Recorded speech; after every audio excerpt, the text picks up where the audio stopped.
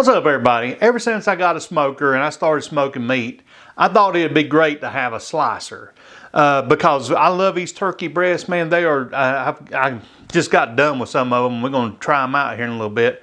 But I always thought it'd be awesome to be able to put them on a meat slicer and get them the exact thickness that I want. All of them be uniform and the same. And plus, it's a whole lot faster, I would imagine. So anyway, guess what? Yes, I have a meat slicer behind me, and we're going to experiment and try some cool stuff out today. Come on. What's up, my friends? Today we are going to have a look at this Valley Sportsman 8-inch commercial slicer. Now, I would say meat slicer, but it slices way more than meat, and we're going to find out how it does today. So we're going to take a quick look at it, and I'm going to show you some of the buttons and the bells and the whistles, and then we're going to get down to business and see what I think and try it out. Straight out of the box, the first thing I noticed is it is sturdy. Man, this thing is it's solid. It's not a cheap plastic, anything about this. This is commercial grade. I mean, it is solid and it's not going anywhere. It's got some awesome rubber grips on the bottom there. Quality built. I can tell that it's going to last a long time. So that's my first impression straight out of the box. Now let's talk about some of the features. So yeah, this thing's perfect for the home chef, people who like to hunt and process their own meat, people that barbecue, smoked meat. I'm in that category. And then not to mention, if you're in the keto category, like I am, I do my share of meat eating.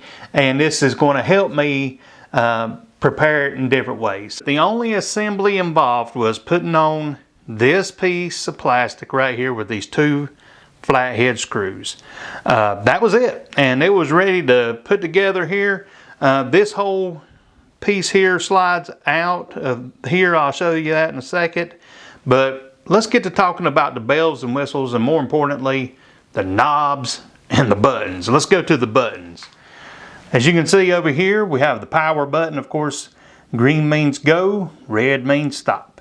And then moving to the right of that, we have our depth or indicator. I've got it set wide open right now, and as you can look up here, you can see the blade closing up as I adjust that knob, and it goes from 0.5 millimeters to 15 millimeters. So you got a variety of different slicing thickness there that you can choose from. And then we'll move around to the front knob. This knob here, as I said, just loosens this up so you can take this out. And I've done that with one hand because, of course, I'm filming with the other, but that's pretty simple there. Just put that back in, tighten it back down.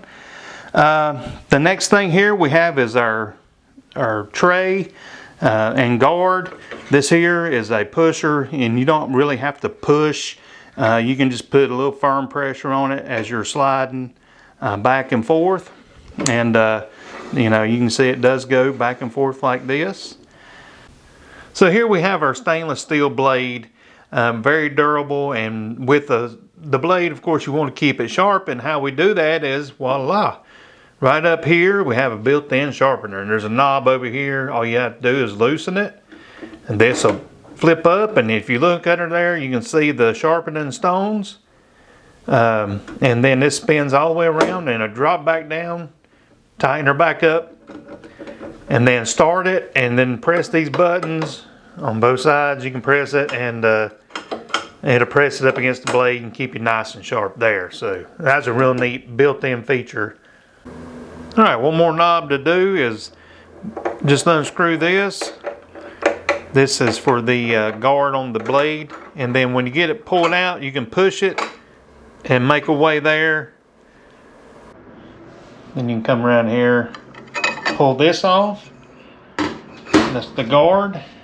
And then, as you can see, there's 3 flathead screws. This is the only tool you'll need, and those come loose.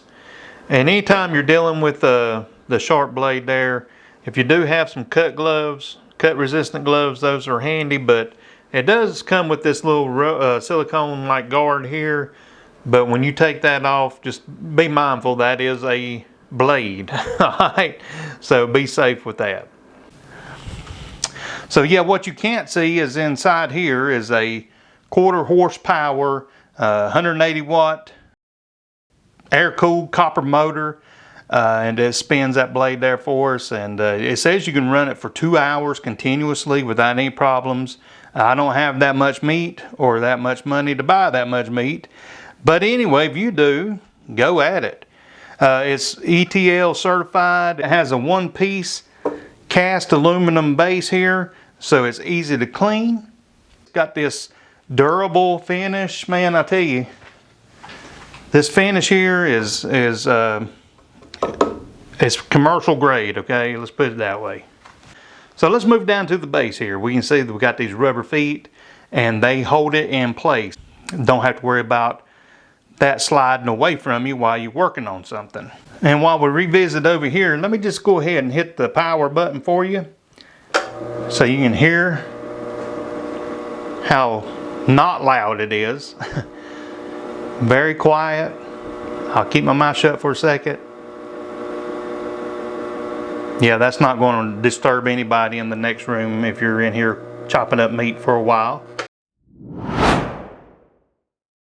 Alright, the very first thing I'm going to do here is an onion. The other day I made a video for onion rings, and I'm going to start out with it on a 3 setting, and I'm going to adjust it if I need to, but let's get started and see how this works. I got a plate back here just to catch any that might go astray there, but I'm assuming that most of them's going to fall right there. So let's try it out, turn it on, and now we slice. Now I'm not even pushing down on this or anything, I'm just letting gravity do its thing. So alright, let's take a minute and review this. You can see that one's pretty thin. I'm going to try to thicken it up a little bit just to get a little more crunch on my onion rings. So let's go with about a 5. See how thick that is, and it did a great job there. So these are going to be great onion rings.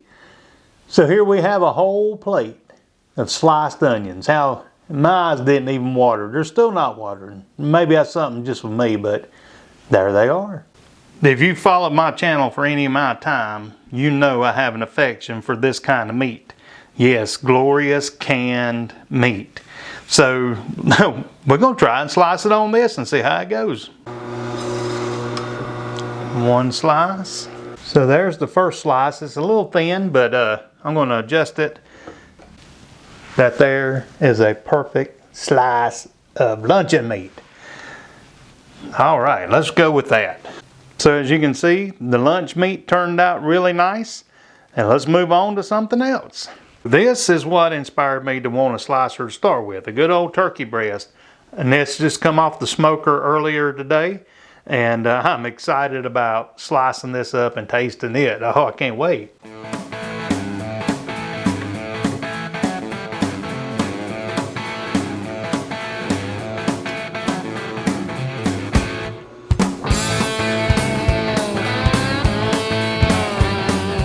Would you look at that? A whole plate full of turkey. So the turkey came out just how I like it. I mean, that's the perfect thickness. I couldn't have cut it that nice and neat with a knife.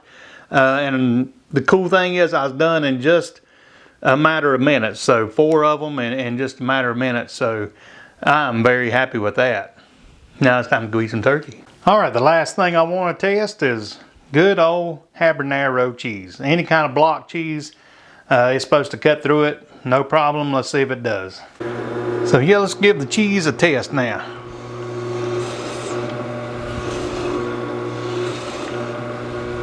So here you can see that I cut a big chunk like this, and I shaved it real fine. I wanted it that way so it'll melt on a burger, but that is going to be awesome there. So it cut through the cheese, no problem.